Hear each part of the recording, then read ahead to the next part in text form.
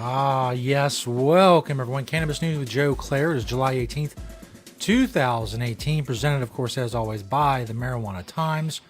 Check out a bunch of great articles on there, a bunch of great writers. Click the video tab to find this show.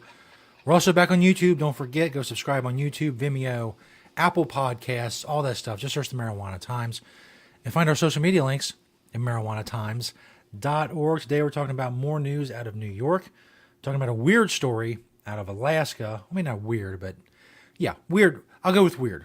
If I find a word later on to describe it, I'll use that one. Also, Oklahoma, more news out of Oklahoma. We thought, hey, they passed medical marijuana in Oklahoma. We're kind of done with that for a while.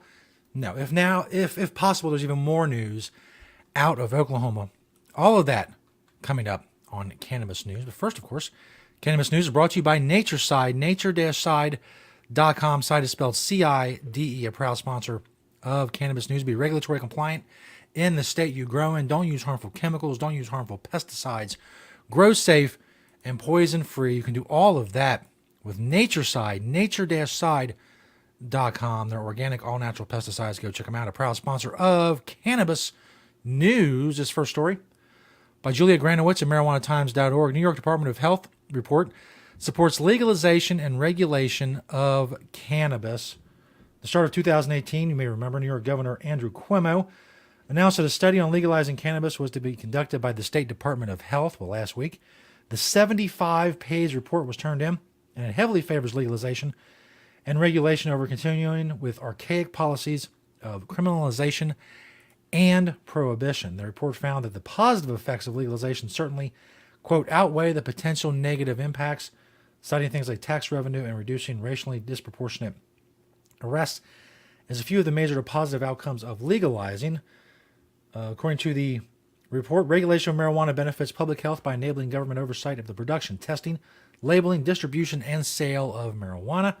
Creation of a regulated marijuana program would enable NYS to better control licensing, ensure quality control and consumer protection, and set age and quality restrictions. Basically, a long way of saying that instead of leaving it in the hands of the black market, maybe a legal market would be a better place to take care of all these so-called problems that come with marijuana.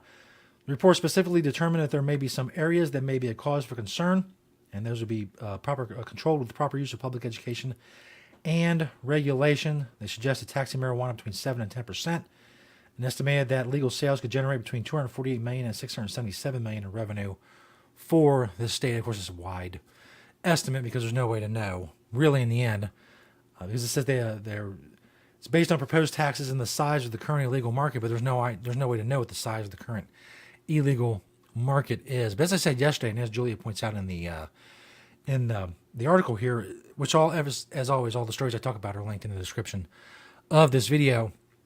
Things started out very restrictive as far as the medical marijuana program went in New York, and now Cynthia Nixon is running for governor, making a lot of noise about marijuana legalization. There's this report. There's changing the policies in New York City.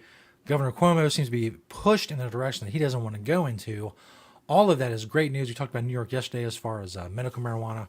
Now, qualifying conditions, anything that can be opioids will be prescribed for is now a qualified condition for medical marijuana. A lot of great stuff going on in New York, and that is great to hear. Next story from apnews.com. Marijuana ad complicates delivery of a small Alaska newspaper.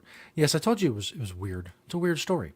It's not a story that you're going to hear every day on Cannabis News. A small Alaska newspaper is scrambling to distribute papers after the U.S. Postal Service raised questions about a marijuana ad. Jenny Marie Stryker is a reporter with the Chilkat Valley News in Haines. She said the new marijuana business took out the ad. She says the paper didn't realize it would be problematic until it was contacted by the Postal Service. Stryker says the ad at the bottom of the page was being cut out of papers bound for out-of-town subscribers. Those in town were invited to pick theirs up, and some were delivered. So they have to go into the out-of-town newspapers if they want to be mailed by the Postal Service and cut out the marijuana ad. The marijuana ad, mind you. I know, and it mentions in this that marijuana is federally illegal. I get that, absolutely. Whoops, there we go. And graphic problems. There we go. Holy crap. Let's try this. That's it. That's the benefit of watching the video version of the show. You see my graphics snafus in real time. But, I mean, I don't know. What can I say? You can't roll up a marijuana ad and smoke it. How that's a problem for the Postal Service, I don't know. It's a newspaper. But again, federal law causes all kinds of problems when it comes to marijuana legalization. But this is not a problem that you think that would be encountered. I said you can't cut out the ad and then roll it up and smoke it. You can't roll it up the ad and sell it to someone else so they can smoke it. It's ridiculous. I don't know what other word to be for to use for it. Ridiculous. But again, federal law complicates problems. We have to change federal law. I know I've beat that dead horse quite a bit, but I'll continue to until I don't have to anymore.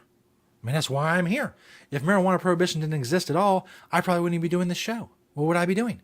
Nothing. I'd have nothing to talk about. I'd be doing bong reviews or something instead. But here I am talking about marijuana policy because of prohibition and what it's done for decades now. And it continues to wreak havoc. Speaking of havoc, this next story is from TulsaWorld.com. Organizers in Oklahoma say a recreational marijuana petition is now just 20,000 signatures shy of the threshold for the November ballot. Activist group Green the Vote said Sunday has received more than 104,000 signatures to get a constitutional question about recreational marijuana on November's ballot, which means the group needs about 20,000 more. The number of signatures in support of State Question 797 rose by more than 20,000 in the last week. That's according to the group's Facebook page, where the numbers are announced each Sunday.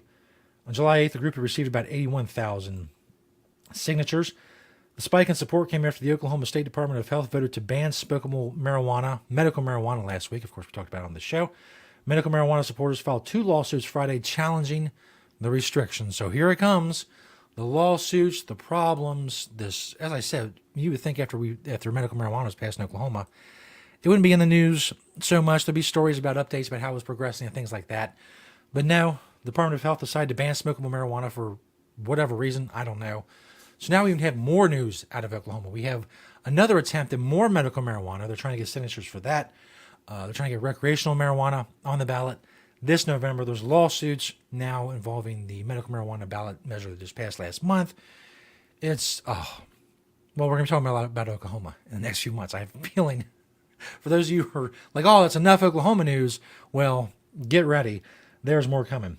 I think it's a clear message that the people here in Oklahoma are aggravated with what the health department did last week, and that they're stepping up and making sure we get to address the constitutional amendment in November. That's according to Isaac Kevinis, Green the Vote's leader.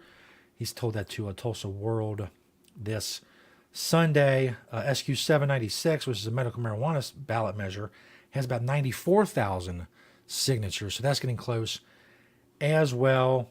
Each initiative needs about 124,000 validated signatures.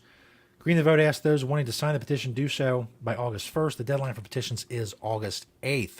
So if you're in Oklahoma and you're not happy with the way medical marijuana 788 was just passed, how that's being implemented, then sign those petitions. Get on it. There's more work to be done. You know, like I said, you would think that medical marijuana just passed, relax a little bit, kind of worry about that, but no, right back out at it. More work to be done, and we'll continue to cover all these stories, as we always do, here on Cannabis News. Check us out on marijuanatimes.org. Thank you to Marijuana Times. Thank you to Natureside, nature-side.com, for being a proud sponsor of the show. Go check out the organic, all-natural pesticides. Keep liking, sharing, commenting on the videos. Make sure you subscribe on YouTube. Go check us out. We're back on YouTube. Hit that little notification icon, the bell, to let you know. YouTube will let you know when a new episode of Cannabis News has been posted. Thanks, everybody, for checking out the show, and we'll see you next time on Cannabis News.